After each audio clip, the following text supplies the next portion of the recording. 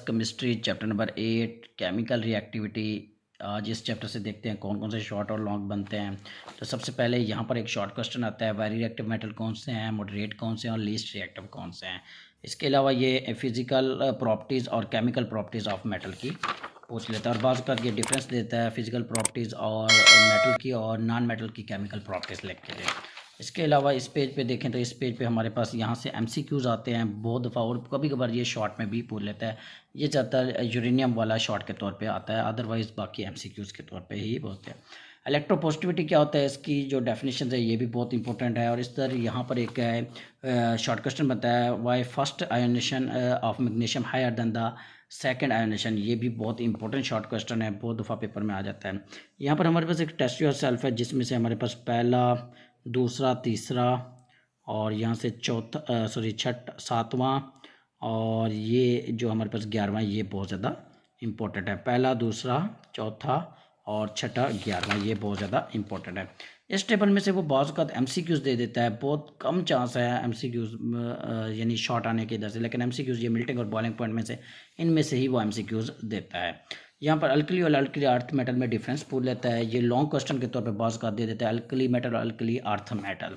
तो ये एक लॉन्ग क्वेश्चन के तौर पे अक्सर पेपर में वो दे देता है। यहाँ पर वो यूजेस पूछ लेते हैं, uses of sodium, uses of magnesium, और यहाँ पर ये सिल्वर और ये गोल्ड, इन दोनों के वर्किंग उनके बारे में बहुत ज़्यादा दे देता है। प्योरिटी ऑफ गोल्ड कितना है ये भी वो बहुत फर्स्ट शॉर्ट में।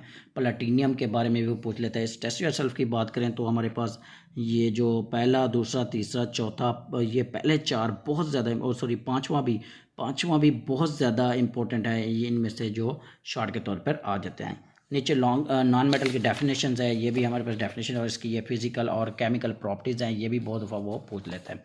यहाँ पर हेलोजेंस की डेफिनेशंस होगी, ये हेलोजन की वो डेफिनेशन अक्सर शॉर्ट के तौर पे पूछ लेता है। और यहाँ से जो हमारे पास ये सिग्निफिकेंस ऑफ नॉन मेटल्स हैं, ये बहुत कम चांस होते हैं कि ये पूछ ले।